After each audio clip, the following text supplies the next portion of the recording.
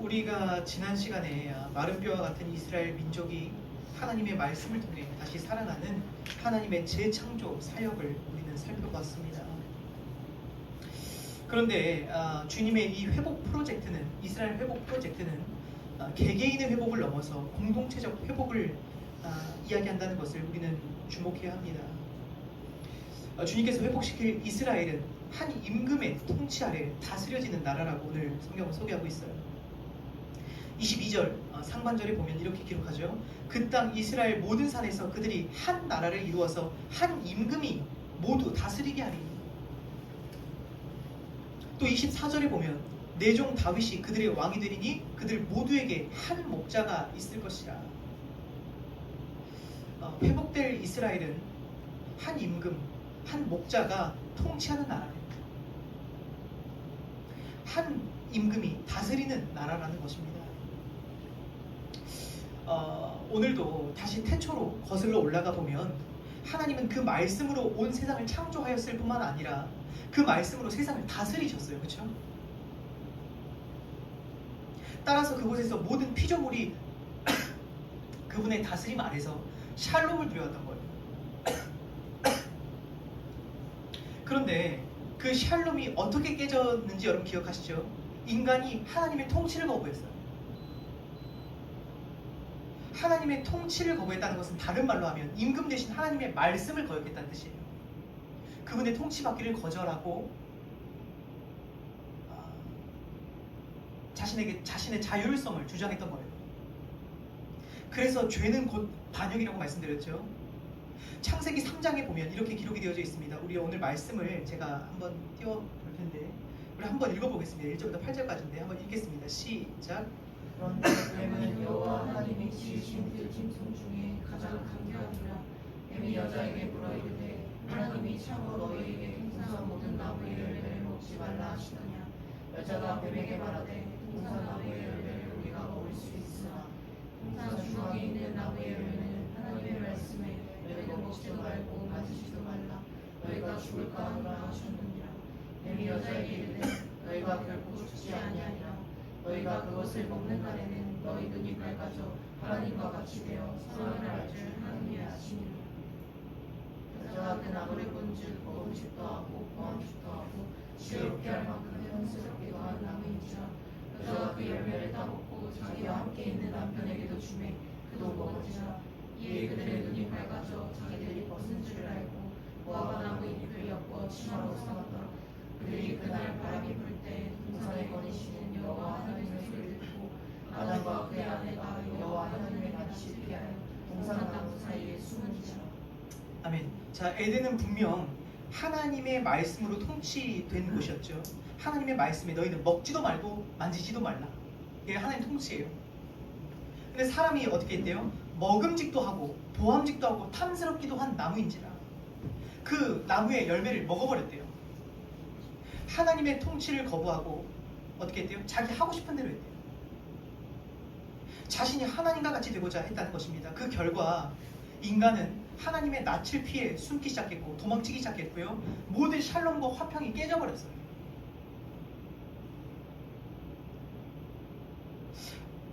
다시 말하면 하나님 나라의 회복은 그분의 통치가 회복되는 거예요. 하나님 나라의 회복이 어떻게 되냐? 그분의 통치가 회복되는 거예요. 이스라엘은 하나님의 말씀으로 재창조되어야 할 뿐 아니라 하나님의 통치가 회복되어야 된다는 뜻입니다. 한 임금이 모두 다스리게 된대요. 우리도 그렇습니다. 하나님 나라에 대한 이해를 우리가 다시 하기를 원하는데 하나님 나라라고 하면 우리가 꼭 죽어서 가는 나라라고 생각을 합니다. 그런데 주님께서, 예수님께서 이 땅에 오셔서 뭐라고 하셨죠? 하나님의 나라가 이미 너희에게 임하였느니라 하셨어요. 하나님 나라가 너희에게 이미 임하였대요. 무슨 뜻일까요? 신학적으로 우리가 잘 알고 있죠. 우리가 어떻게 표현하죠? 하나님 나라가 이미와 아직 사이에 있다 그래요. 그 어떤 긴장 상태에 있다고 말합니다. 이미 임하였지만 아직 완성되지는 않은 상태다. 그럼에도 오늘도 하나님의 통치가 시작되는 그곳이 하나님 나라가 된대요.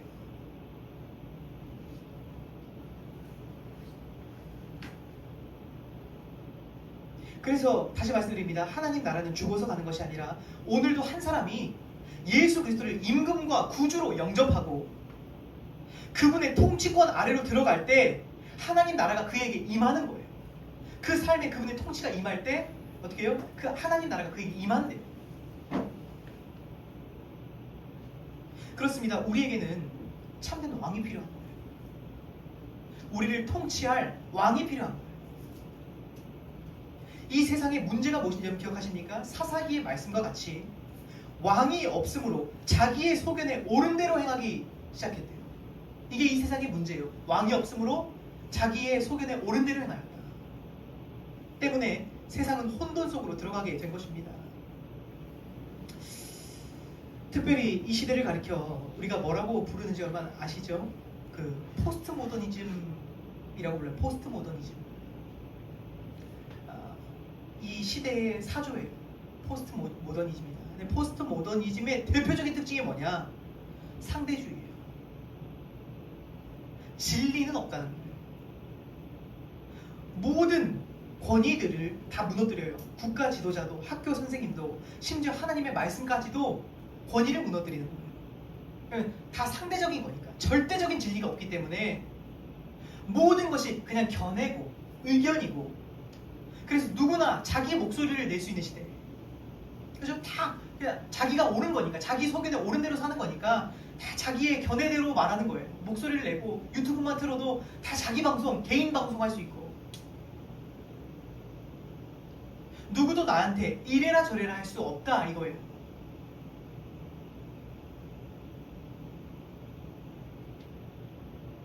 그럼 어떻게 되죠? 정리가 안 돼요. 혼돈 속으로 들어가는 거예요. 정신이 하나도 없는 것입니다. 지금 이 세상이 그런 거예요. 정신이 하나도 없잖아요. 어떠한 왕의 말씀, 왕의 통치를 따르는 것이 아니라 보암직스럽고 먹음직스럽고 탐스럽다고 다 먹어버리는 시대예요. 자기의 소견대로 살아가는 시대라는 것입니다. 그래서 우리가 생각할 때는 우리가 아무 영향도 안 받고 내가 주관적으로 생각할 수 있다고 생각을 해요. 근데 그렇지가 않아요. 우리는 생각보다 문화와 이 세상의 흐름에 영향을 받는 존재예요. 그래서 우리 나름대로는 내가 주체적으로 생각한다고 하는데 아니에요. 다 사조의 영향을 받은 생각이에요.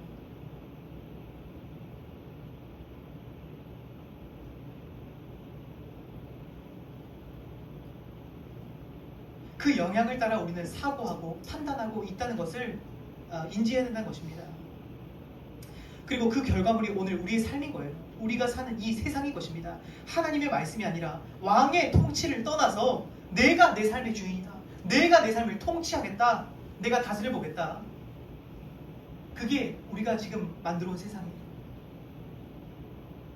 따라서 진짜 우리의 삶이 회복되기 위해서는 뭐가 필요하냐? 참된 왕이 필요한 거예요. 우리 삶에 다시 하나님의 통치가 회복되어야 하는 것입니다. 그래서 주님께서 뭐래요? 오늘 이스라엘을 한 임금을 중심으로 회복시키시겠대요. 특별히 이 땅에서 먼저, 그죠? 아직 이루어지지 않았지만, 아직 완성되지 않았지만 이미 하나님의 통치가 이 땅에서 시작되는 곳은 어디죠? 교회. 교회는 머리 대신 예수 그리스도 아래에서 그 몸으로 형성된 지체들이에요. 그렇죠? 예수 그리스도를 머리로 모인 교회. 예수 그리스도를 임금과 구주로 모신 사람들의 모임이라는 거예요. 그러면 교회는 하나님의 통치가 이미 임한 곳이에요.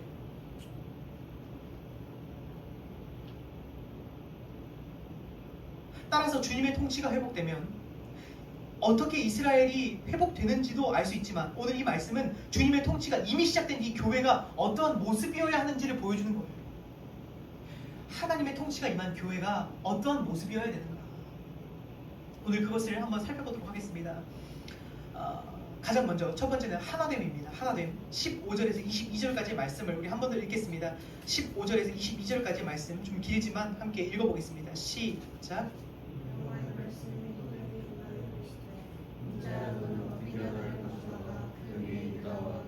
이스라엘 자손이라 쓰고 또 다른 막대기 하나를 가지고 그 위에 에브라임의 막대기 요셉과 그 짝 이스라엘 원수기라 쓰고 그 막대기를 서로 합하여 하나가 되게 하라. 내 손에서 둘이 하나가 되리라. 내 민족이 내게 말하여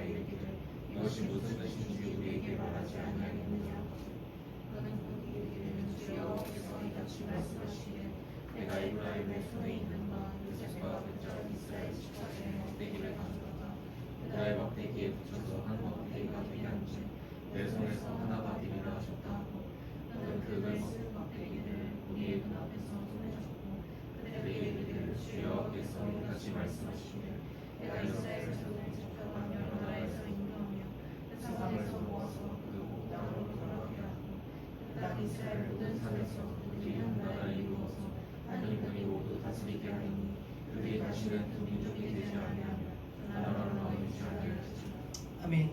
자, 오늘 주님께서 에스겔에게 두 막대기를 한 막대기로 합하라고 말씀하시죠.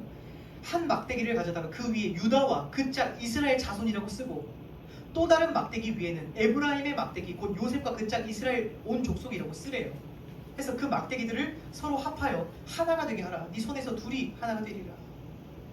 그래서 누가 그것이 무슨 뜻입니까? 라고 물어보면 19절에 보면 너는 곧 이르기를 주 여호와께서 이같이 말씀하시기를 내가 에브라임의 손에 있는 바 요셉과 그 짝 이스라엘 지파들의 막대기를 가져다가 유다의 막대기에 붙여서 한 막대기가 되게 한즉 내 손에서 하나가 되리라 하셨다고.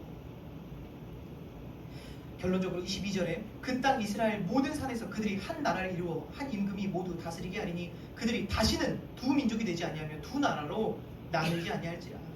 쉽게 말해서 남유다와 북이스라엘을 한 임금 아래로 통일시키겠다는 뜻이에요.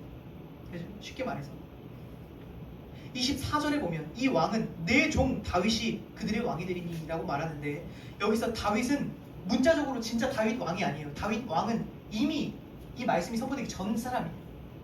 그러면 다윗 왕 아래에 다스림을 받는다는 것은 무슨 뜻이냐?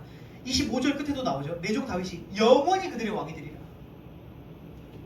다윗은 사람인데 영원히 그들의 왕이 될 수는 없잖아요. 그럼 여기서 가리키는 게 누구죠? 예수 그리스도예요. 다윗을 가리키는 것이 아니라 다윗이 예표하고 있는 메시아를 가리키고 있는 것입니다. 다윗의 혈통으로 오실 예수 그리스도를 가리키는 거예요. 그래서 주님의 뜻은 무엇이래요? 예수 그리스도 아래에 통일시키는 거예요. 에베소서 1장 10절을 제가 읽어드리겠습니다. 에베소서 1장 10절 세 번역으로 읽어드릴게요. 하나님의 계획은 때가 차면 하늘과 땅에 있는 모든 것을 그리스도 안에서 그분을 머리로 하여 통일시키는 것입니다. 이게 하나님 뜻이래요. 예수 그리스도 아래에 통일시키는 거예요. 여러분, 태초에 죄로 인하여 하나님과 사람과의 관계만 깨진 것이 아니라 인간과 인간과의 관계가 깨졌어요. 누가 말하기를 인류의 역사는 그래서 인간이 인간에게 만행을 저지른 역사래요. 그러니까 인류의 역사를 뭐라고 표현하냐? 한마디로 말하면 인간이 인간에게 만행을 저지른 역사래요.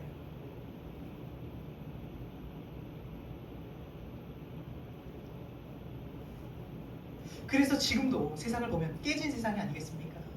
정치적 성향으로 피가 터지게 싸우고 남녀가 갈등하고 부모와 자식이 깨지고 다 자기의 소견에 옳은 대로 하기 때문에 굽히질 않는 거예요. 그런데 문제는 뭐냐? 세상은 그러한 세상이라 쳐도 유대인이나 이방인이나 종이나 자유인이나 남자나 여자나 그리스도를 머리로 하나가 된 주님의 몸된 교회가 지금 다 깨졌다는 거예요.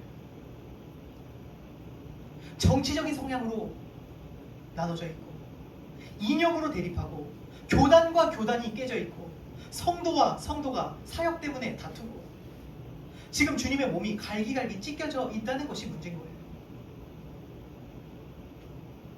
왜 그러냐? 이유는 간단해요. 주님의 통치에 굴복하지 않기 때문이에요.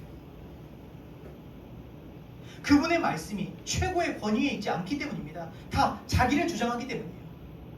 자기 의견이 더 중요한 거예요. 주님의 말씀보다.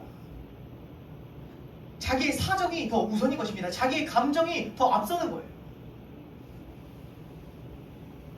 사람이 그런 것 같습니다. 그 집에서 형제끼리 싸워도 그 집에 가장이 있잖아요. 아버지가 있잖아요. 그럼 적당히 하게 돼 있어요. 아버지를 존경하기 때문에 형제끼리 다퉈도 아버지 앞이잖아요. 아버지 얼굴 앞이잖아요. 그럼 어떻게 되죠?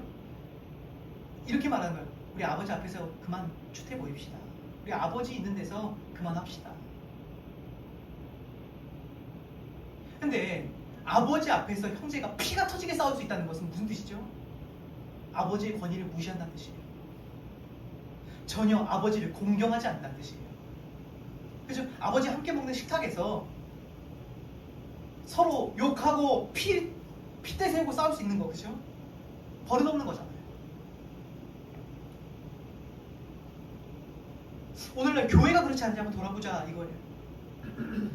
내 의견이 아무리 옳아도 적당히 하라는 거예요. 근데 왜 끝까지 가냐? 그분의 통치에 굴복하지 않기 때문에,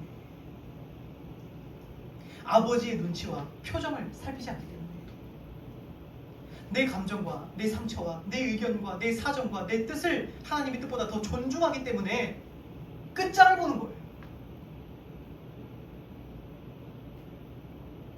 여러분, 교회 안에서 하나님보다 인간의 뜻이 더 존중되고 하나님의 음성보다 인간의 목소리가 더 커지는 것이 분열의 원인이라는 거예요. 예수님께서 마지막에 유언과 같이 기도하신 마지막 기도에서 뭐라고 하시죠? 우리와 같이 그들도 하나가 되게 하옵소서. 이게 주님 뜻이래요. 그들이 하나 되는 게 뜻이래요.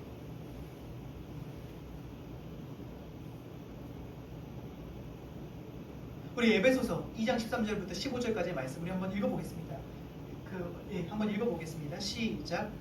이제는 전에 멀리 있던 너희가 그리스도 예수 안에서 그리스도의 피로 바꿔주느니라.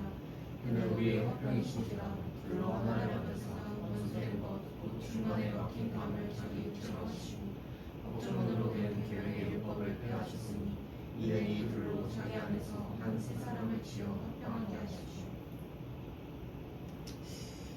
복음은 하나님과 사람의 관계가 회복되므로 사람과 사람과의 관계도 화평하게 되는 것이 복음의 능력입니다. 자기를 주장하지 않고 그분의 뜻에 각자가 굴복하면, 그분의 통치 아래에 굴복하면 화평이 이루어지는 거예요. 모두가 복음이 가장 으뜸되는 가치가 되면 교회는 그때 하나가 될 수 있는 거예요. 가장 으뜸되는 가치가 있어야 돼요.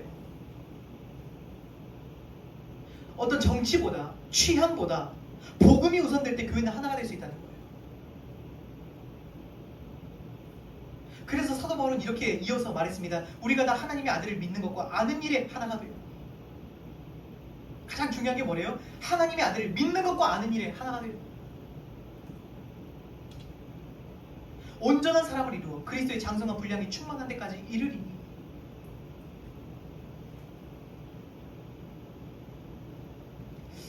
지금 이 몇 안 되는 사람 우리 안에, 그죠? 다 서로 다른 사람들 모여 있어요. 지금 각자 직업 다 다르고 연령 다 다르고 성별 다르고 정치적인 성향도 다 다를 거예요. 뭘로 하나 되냐? 하나 될 수 있냐? 적어도 우리는 복음이 가장 으뜸되는 가치여야 된다는 거예요.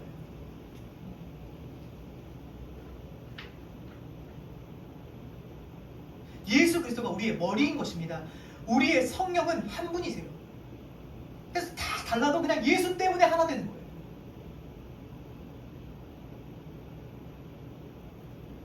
그래서 도무지 하나가 될 수 없는 세상이잖아요. 세상 보십시오. 도무지 하나가 될 수가 없어요. 절대로. 왜냐면 다 자기 의견 주장하기 때문에. 갈등이 끊이지 않고 완전히 양극화되어 버린 이 세상 가운데 어쩌면 이러한 세상이 우리에게는 기회일지 몰라요.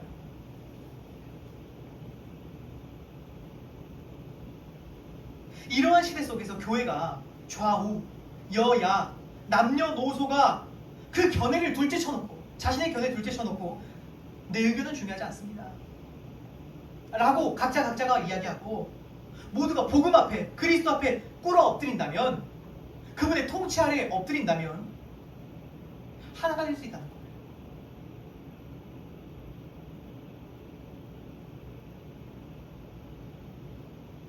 그럼 어떻게 되죠? 하나가 될 때 도저히 세상은 하나가 될 수 없는데 교회가 하나 되면 세상이 안다는 거예요. 저곳에 주님 계시구나. 그렇죠? 세상이 알아볼 거예요. 주님 계시구나.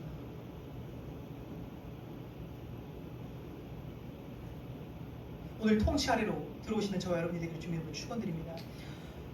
주님의 통치가 시작됐을 때 첫 번째 뭐죠? 하나됨이에요. 두 번째 정결함입니다. 23절 말씀 우리 한번 읽겠습니다. 23절 한 목소리 읽겠습니다. 시작. 그 성들과 가져온 물건과 그 모든 죄악으로 더 이상 자신들을 더럽히지 아니하리라. 내가 그들을 그 범죄할 모든 청소에서 구원하여 조절하게 하지. 그들은 내 백성이 되고 나는 그들의 하나님이에요. 자, 주님의 통치가 시작되면 정결해진다고 합니다. 우리가 지난주에 기억하십니까? 정결함에 대해서 이미 나눴어요. 주님은 자신의 자녀를 깨끗하게 씻기시고 칭히 예수 그리스도 안에서 우리를 의롭다 하시고 그 이후에는 우리를 예수 그리스도 닮도록 성화시켜 가신다고 우리가 지난주에 말씀을 나누었습니다. 오늘 24절에 보면 내 종 다윗이 그들의 왕이 되리니 그들 모두에게 한 목자가 있을 것이라 그들이 내 규례를 준수하고 내 율례를 지켜 행하며.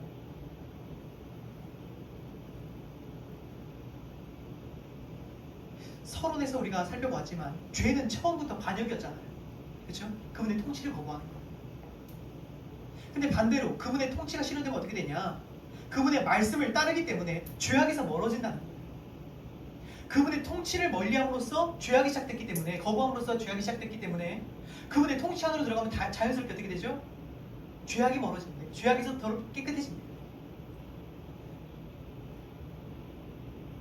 죄는 여러분 그분의 말씀을 거부하고 내가 먹음직스럽고 보암직스럽고 탐스럽고 그 탐스러운 어떤 것을 내가 하고 싶은 대로 내가 하고 싶은 만큼 해버리는 게 죄예요.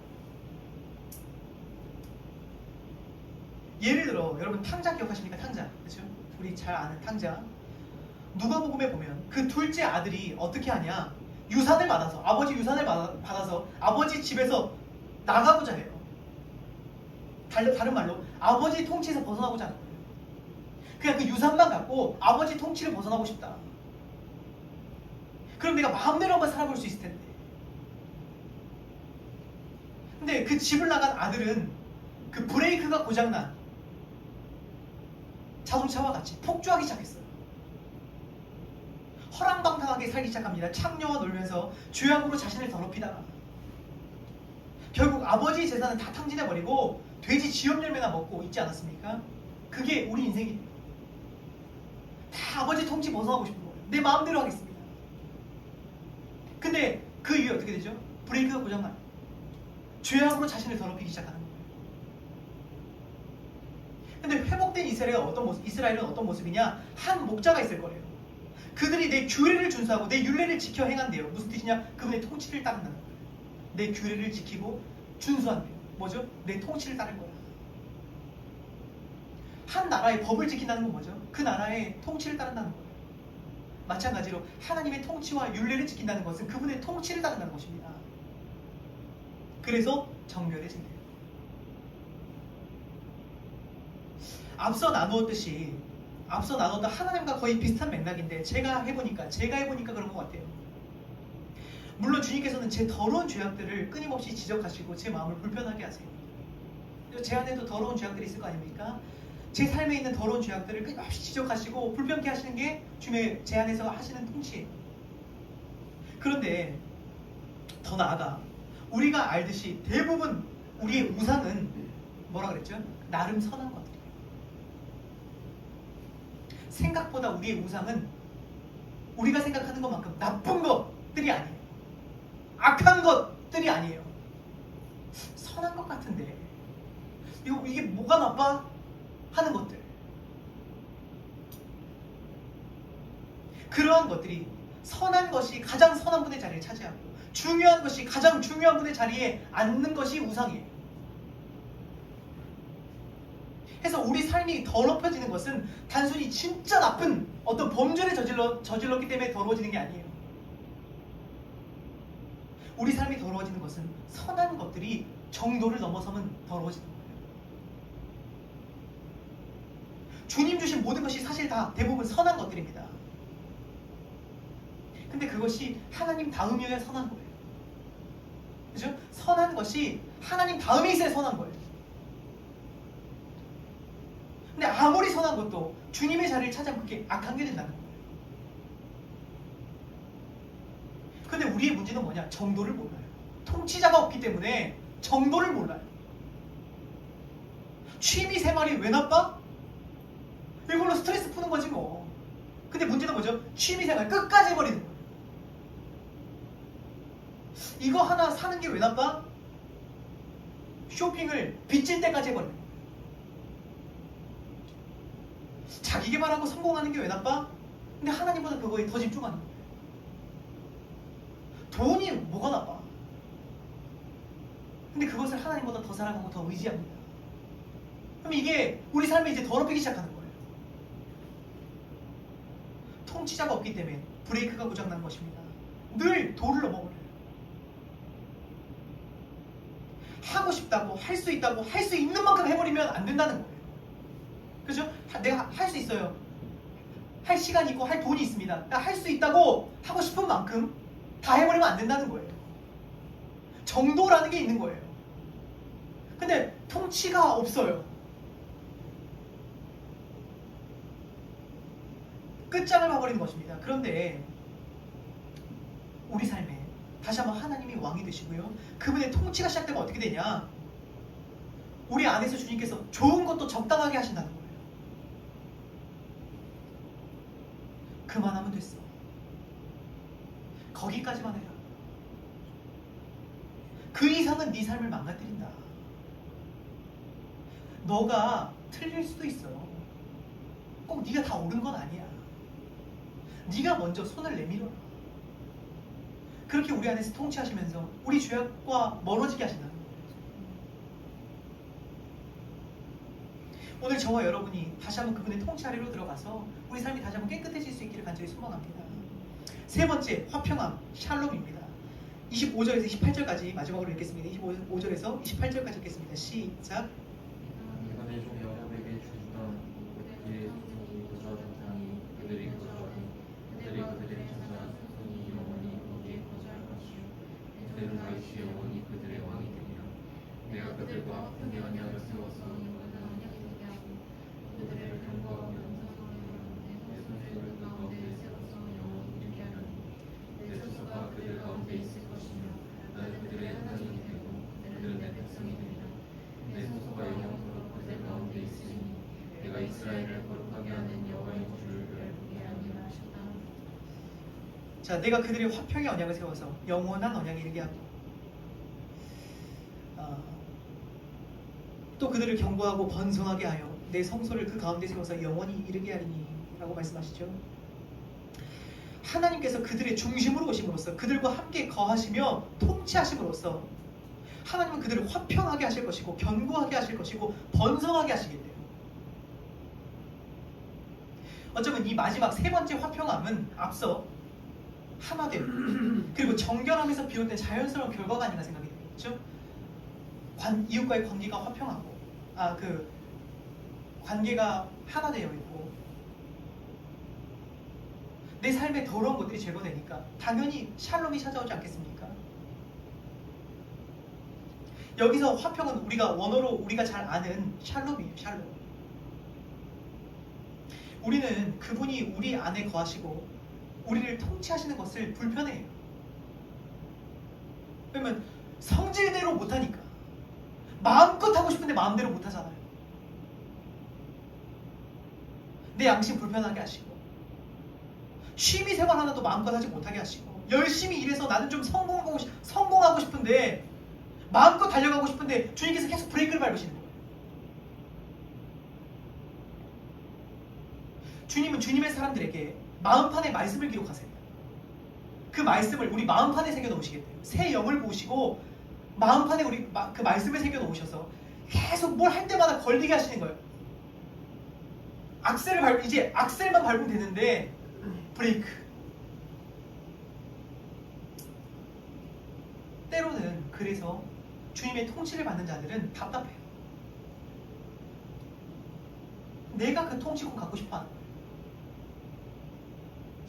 제발 그냥 좀 나 좀 마음대로 하게 내버려 두시면 안 되나? 근데 그게 아니에요. 그러한 하나님의 통치가 그 사람을 오히려 견고하게 하신대요. 오히려 번성하게 하신대요. 우리 삶에 밸런스를 맞춰주시고 샬롬을 허락하신다는 거예요. 왜 그런지 말씀을 드릴게요. 예를 들어서 우리는 어떤 한 분야에 사람이 미쳐가지고 어떤 전문성을 길러서 승승장구해서 성공한 인생이 된다고 생각을 해요. 그쵸? 근데 그 삶을 돌아보면 그 사이에 신앙은 내팽개쳐져 있어요. 그렇죠? 거기에 미쳐있기 때문에 신앙은 버린 거예요. 하나님과 관계 깨져 있어요. 그 사이에 가족들은 소홀히 했습니다. 주변 관계는 멀어져 있습니다. 신체적으로는 연약해졌고 정신적으로는 우울증과 공황장애, 또 그 공허함을 이기지 못해서 저질러버린 수많은 죄악들, 그에 따른 수치심, 죄책감. 그런 사람들 많이 보셨죠? 세상에 그런 성공한 사람들 얼마나 많습니까? 뉴스에 나온 사람 다 그런 사람들이잖아요. 막 성공했는데 뒤늦게 터지는 거예요. 가정 무너지고, 빚져 있고, 공허함에 시달리다 마약하고, 성적인 범죄 저지르고. 성공한 줄 알았어요. 야, 저 사람 진짜 성공했다. 근데 성공이 아니었던 거예요. 그러한 삶에 평강이 있겠습니까? 샬롬이 있겠습니까? 그래서 주님께서 우리에게 허락하시고자 하시는 삶은 한 분야에서 최고가 되는 삶이 아니에요. 샬롬. 네 삶이 평강하기를 원한다. 어떤 그냥 분야에서 성공한 사람이 아니라 네 삶이 샬롬하기를 원한다는 거예요. 그래서 제가 보면 이건 뭐 그냥 제 생각입니다. 잘은 모르니까. 근데 TV에 나와서 간증하는 연예인들이 가끔씩 나와요. 그들이 진짜로 주님 만나는지 아닌지 모르겠습니다. 근데 간혹 정말 주님 만난 것 같은 분들이 그냥 제가 인간적으로 볼 때는 계신 것 같아요. 아, 저분 진짜 주님 만나신 것 같다. 근데 제가 그런 분들을 가만히 보면 어떤 연예인 분야에서 최고의 주가를 달리는 사람들이 아니에요.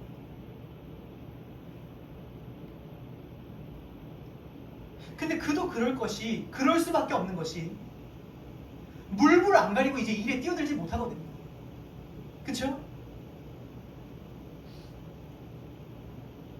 들어오는 대로 내가 성공하겠다고 내 이름 때문에 모든 일을 다 할 수도 없고 제약이 많아요. 주일도 지켜야 되고 또 이 컨텐츠가 주님 보시기에 악한 것 같고 안 하겠습니다. 거절하다 보면 최고가 되겠습니까? 못하는 거예요. 아무리 이것이 트렌드고 인기를 가져다 준다고 해도 아무 노래나 할 수가 없을 것이고, 그러다 보면 막상 방송 활동이 활발하지도 않더라고요. 그런 사람들이 어디 그 간증하는 사람들 보면 막 방송 활동이 활발한 사람들은 아닌 것 같아요. 보니까. 근데 또 보면 가정은 건강하고 평강이 있어요. 주님께서 우리에게 허락하시는 삶이 그런 삶이 아닌가 싶어요. 브레이크 고장난 트럭처럼 그냥 빠르게 달리다가 박살나버리는 인생이 아니라, 균형을 잃고 무너져버리는 것이 아니라, 주님께서는 폭주하고 있는 우리를 멈춰 세우시는 분이에요. 그래서 어떻게 하신대요? 쉴만한 물가로 인도하신대요. 그래서 때로는 고난과 좌절을 주시는 거예요. 멈춰라. 샬롬으로 인도하셔야 되기 때문입니다. 여호와가 나의 목자이시면 내게 부족함이 없으리로다 라는 말씀을 들을 때, 그동안 저도 그랬고 이 말씀을 들을 때 우리가 생각하는 이 목자라는 개념은 그 삶을, 그냥 내 삶을 인도하는 인도자 정도의 개념이었어요. 여호와가 나의 목자이시면 내게 부족함이 없으리로다 라는 말씀을 들을 때 저도 그랬거든요. 생각해보면 그냥 그분 내 삶을 좋은 길로 인도해 주시는 인도자. 근데 좀 더 오늘 정확하게 말씀드릴게요. 그분이 인도자가 아니에요. 통치자예요. 통치자. 내 삶을 통치하시는 분,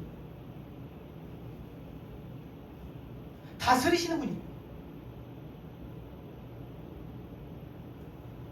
그래서 여호와가 나의 목자이시면 내게 부족함이 없으리로다라는, 이건 뭐죠? 신뢰의 신뢰. 그분의 통치를 따르려면 그분을 향한 신뢰가 필요해요. 믿음이 필요해요. 근데 우리는 하나님의 통치, 하나님의 말씀보다 죄악이 주는 약속을 더 신뢰하는 거예요. 이거 하면 더 행복하게 해줄게. 이거 가지면 더 만족이 있을 거야. 하와가 그랬지 않았습니까? 하나님 말씀보다 뱀의 말이 더 그럴듯한 거예요. 하나님의 통치는 뭐였죠? 네가 먹는 날엔 반드시 죽으리라. 스탑! 그만해! 근데 그 말보다 뱀이 와서 그거 먹으면 하나님같이 된대. 오히려 너 눈이 밝아져서 더 좋아질 거야. 그게 더 달콤한 거예요. 그러니까 어떻게 되죠? 하나님의 통치 거부.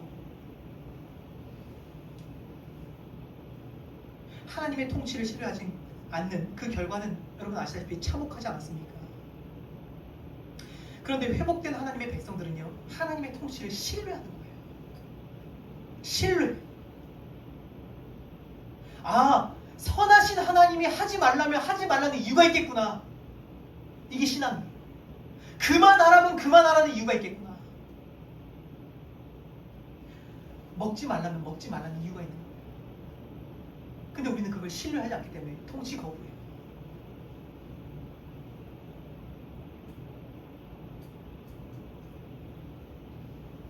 여러분, 하나님이 하지 말라면 하지 말라는 이유가 있는 거예요.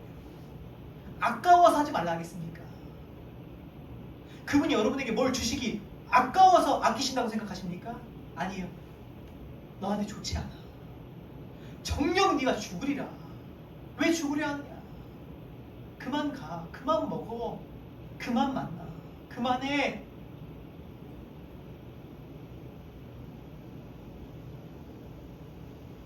이스라엘 역사상 가장 평강하고 번성했을 때가 언제였죠? 다윗 왕 때였어요. 근데 그 다윗 왕조차 흠이 있는 왕이 아니었어요. 그죠? 흠이 있었잖아요. 사실 흠이라고 하면 누구보다 큰 흠이 있는 왕이었습니다. 그런데 다윗보다 위대하신 왕, 예수 그리스도를 통치하려 있는 사람들은 얼마나 더 부족함이 없겠냐는 거예요. 흠이 있는 다윗 왕 아래에서도 그만큼 번성했다면 예수 그리스도를 통치하려 있는 자는 얼마나 부족함이 없겠습니까? 그분의 통치를 신뢰하고 그분의 말씀을 따르는 자는 결코 부족함이 없습니다. 그 말을 한 사람이 누군지 아세요? 다윗 왕이. 여호와가 나의 목자시며 내게 부족함이 없으리로다. 그 말을 한 사람이 다윗 왕이에요. 이스라엘을 가장 번영하게 했던 사람. 여러분, 회복된 하나님의 나라라는 것은요, 그분이 한가운데 거하시며 우리 삶 한가운데 거하시며 통치하시는 나라예요. 그리고 이것은 오늘 성도와 교회에게는 이미 실현된 나라예요. 하나님 나라는 죽어서 가는 것이 아닙니다. 그분이 오늘 내 삶을 통치하시면, 다스리시면 지금 오늘 내 현실에 이루어지는 나라예요.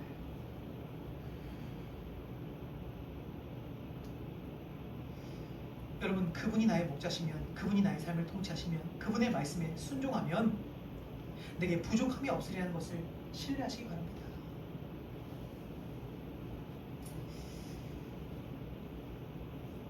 그래서 탕자가 결국 어떻게 했는지 여러분 기억하세요? 탕자. 이렇게 제가 읽어드릴게요. 탕자가 어떻게 했는지. 스스로 돌이켜 이르되 내 아버지에게 양식의 풍족한 품꾼이 얼마나 많은가. 나는 여기서 주려 죽는구나. 내가 일어나 아버지께 가서 이르기를 아버지, 내가 하늘과 아버지께 죄를 지었사오니 지금부터는 아버지 아들이라 일컬음을 감당하지 못하겠나이다. 나를 품꾼의 하나로 보소서 하리라 하고 이에 일어나서 아버지께로 돌아가니라. 이게 회개예요. 내가 통치하는 인생에 대해서 절망하는 거예요. 내가 마음껏 살아보니까 거기에 충분히 절망하는 거예요.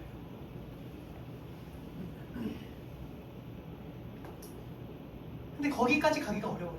거기까지 이르는 데가 좀 시간이 걸리는 것 같아요.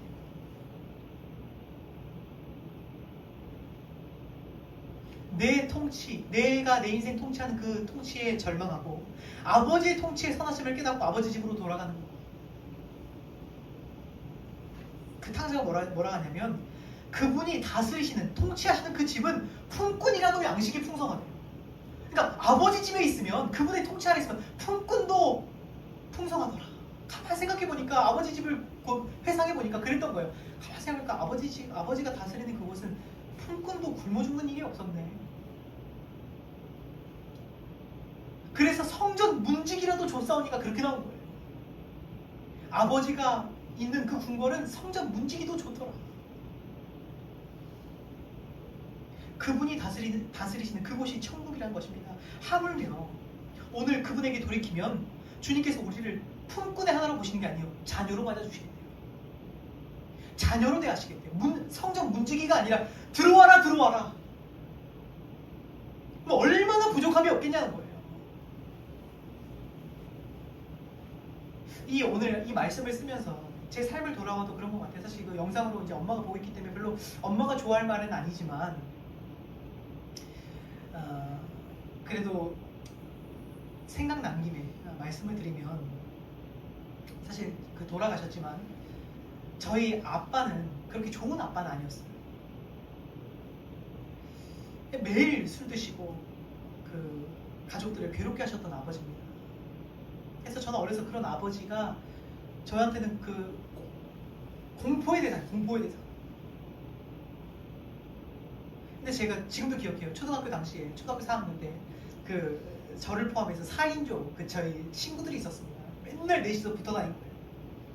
그러면 그 친구들끼리 밤새 한 집에 모여서 그 컴퓨터로 같이 컴퓨터 게임하고 축구하고 놀고 밤이 늦어지면 그냥 친구들은 그 집에서 같이 자는 거예요. 근데 저는 이제 전화해요.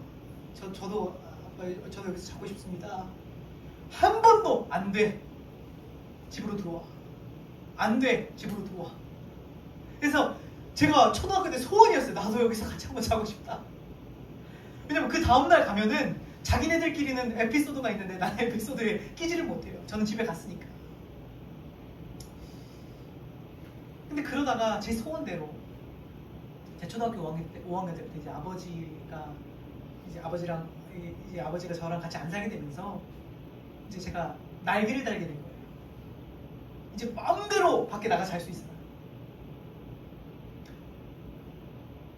그 답답했던 아버지 통치에서 벗어나서 이제 저는 브레이크 없는 자동차가 된 거예요. 친구들 집에서 마음껏 자기 시작했고요. 허랑방탕하게 놀기 시작했어요. 저를 잡아줄 브레이크가 고장나 버린 것입니다. 무슨 생각을 했냐? 별로 그렇게 세상적으로 볼 때 좋은 아버지도 아니지만 그런 아버지라도 그 통치가 있을 때는요, 제가 브레이크가 있었어요. 그럼 제가 어디까지 망가졌다가 언제 다시 회복되기 시작했냐? 하나님 아버지를 만나니까 회복됐어요.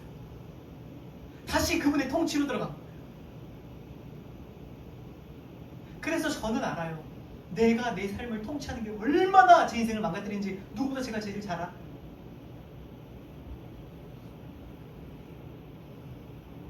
근데 이번에 만난 아버지는요, 선하시고 좋으신 아버지예요. 그분의 통치는 얼마나 저를 부족함이 없게 하는지. 뭐 없어요. 그냥 그분의 통치 아래서 조금 불편하지만, 불편함도 가끔 답답해도 그분의 통치 아래 있으니까 부족함이 없더라고요. 엇나가도 정도껏 엇나가게 돼 있고, 그러니까 행복한 거예요. 그냥 와, 진짜 그분의 다스림 안에 있는 게 천국이다, 천국. 해서 저는 저와 여러분의 삶이 더 이상 자신의 목마름에 이끌려 다니는 삶이 아니기를 원합니다. 그럼 내가 통치하는 삶은 끝없는 내 굶주림과 목마름이 이끄는 삶이에요. 그러니까 내가 통치하는 것 같은데 사실 내가 통치하는 게 아니라 내 굶주림과 내 목마름과 내 욕망이 이끄는 삶이에요. 그래서 배고프니까 분별력도 없고 닥치는 대로 먹어버리고 만족도 없어요. 그런데 그 통치권을 주님께 넘기잖아요. 그죠? 회개는 뭐라고요? 그 통치권 주님께 드리는 거예요. 주님, 다시 제 삶을 다스려주세요. 나 다시 주님 밑으로 들어가고 싶습니다. 주님이 내 삶의 이제 주인이세요. 그 키를 드리는 거예요. 그 조수석 타는 거예요. 운전석에서 나와서 조수석 타는 거예요. 그러면 운전 많이 하는 사람들 좋아해요. 조수석 타면 얼마나 편안합니까? 내 마음대로 못 가도 그분께 맡겨드리고 내가 그냥 타 있으면 편안한 거예요. 부족함이 없는 삶, 채워진 삶이 되는 것입니다. 여러분, 하나님 나라의 비밀을 알려드리는 거예요. 지금 알려드려도 안 하시겠다면 어쩔 수 없어요. 근데 제가 경험한 하나님 나라를 지금 그 키를, 비밀을 알려드리는 거예요. 그분은 왕이십니다. 그분을 임금과 구주로 영접하시라는 거예요. 우리에게는 사실은 왕이 필요했어요. 그러니까 우리는 마음껏 할 수 있는 자율성을 요구했지만 사실 알고 보면 우리에게는 참된 왕이 필요해요.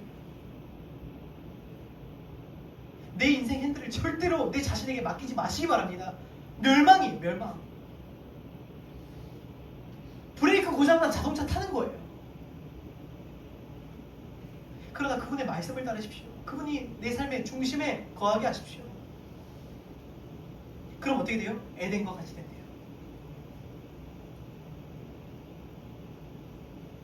끝으로 오늘 내 삶에 진짜 평강과 만족이 없다면 한번 돌아보길 원해요. 하나님이 지금 나의 목자가 맞는지, 지금 그분이 나를 통치하고 계신지 한번 돌아볼 수 있었으면 좋겠어요. 왜 샬롬이 없는지. 그분이 왕인 나라는요, 샬롬이 있어요. 너무나 좋은 왕이기 때문에 그 나라가 평강한 거예요. 그 나라 백성들이 만족이 있는 거예요. 그럼 내가 만족과 평강이 없다는 것은 지금 내 왕이 누군지를 한번 돌아봐야 돼요.